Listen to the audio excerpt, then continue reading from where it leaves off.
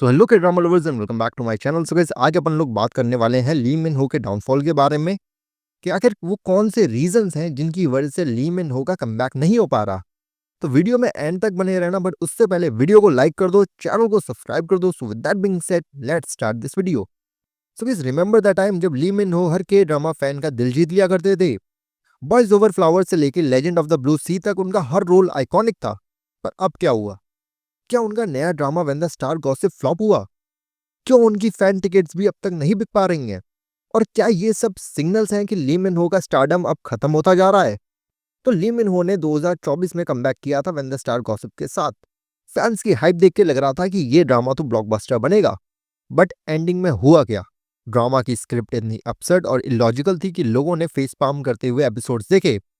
Plot कुछ इस तरह था कि ली मिन हो एक गायनेकोलॉजिस्ट है जो स्पेस स्टेशन में गेस्ट बनकर आया होता है एक एक्सपेरिमेंट करने के लिए जो सिर्फ जीरो ग्रेविटी में पॉसिबल हो सकता है। एंड यहाँ उसे एक एस्ट्रोनॉट से प्यार हो जाता है। शुरुआत में ड्रामा ने 3.9 रेटिंग्स पकड़े, लेकिन एपिसोड 2 के बाद रेटिंग्स ने फ्री फॉल लिया। बाय एपिसोड 15 टीवीएन के हिस्ट्री का सबसे घटिया वीकेंड ड्रामा बन गया ये, जिसकी रेटिंग गिरकर सीधा 1.783% पर आ गई।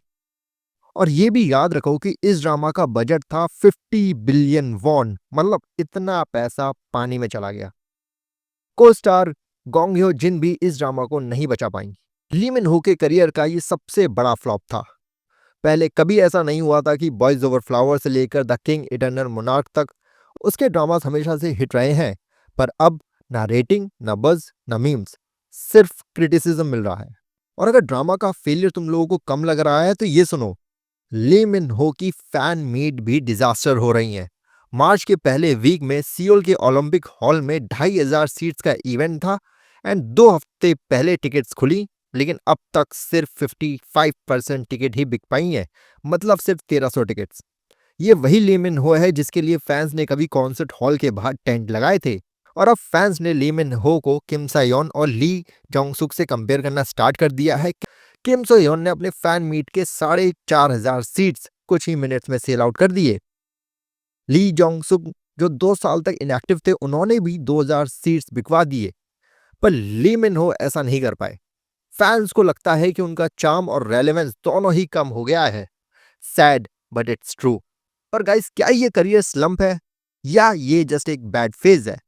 ली मिन हो ने साल 2021 में पाचिनको जैसे मैच्योर प्रोजेक्ट से हॉलीवुड में भी एंट्री की थी, लेकिन के ड्रामा स्पेस में उसका formula rich handsome romantic hero अब प्रेडिक्टेबल लगने लगा है।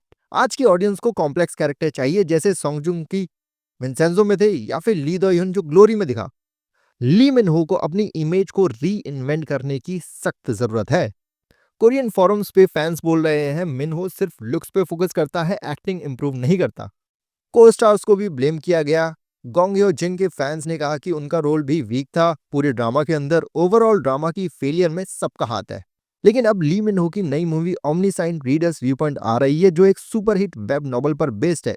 स्टोरी है एक ऑर्डिनरी रीडर की जो अपनी फैन फेवरेट नॉवल की दुनिया में फंस जाता है। Sounds interesting, right? पर प्रॉब्लम यह है कि नेटिजन्स को लगता है कि मेकर्स ने ओरिजिनल प्लॉट को थोड़ा सा चेंज कर दिया है and novel fans already boycott OR movie trend करवा रहे हैं। एंड क्या ली मिन हो इस मूवी के थ्रू अपनी रेपुटेशन बचा पाएंगे या फिर ये मूवी भी फ्लॉप हो जाएगी? Time will tell. लेकिन अगर मूवी फेल हुई तो शायद ली मिन हो को लॉन्ग ब्रेक लेना पड़ेगा या फिर ओटीटी प्लेटफॉर्म्स पे डार्क और ग्रिटी रोल्स ट्राई करने होंगे। तो गाइस, आपको क्या लगता है, क्या ली मिन हो वापस कमबैक कर पाएंगे? मुझे कमेंट्स में जरूर बताना है। एंड अगर तुम लोगों को अपना कोई रीजन लगता है कि इस वजह से उनका कमबैक नहीं हो पा रहा, तो वो भी मुझे कमेंट्स में जरूर बताना है। एंड ऐसी और वीडियोस के लिए मेरे भाई इस चैनल को सब्सक्राइब करना मत भूलना।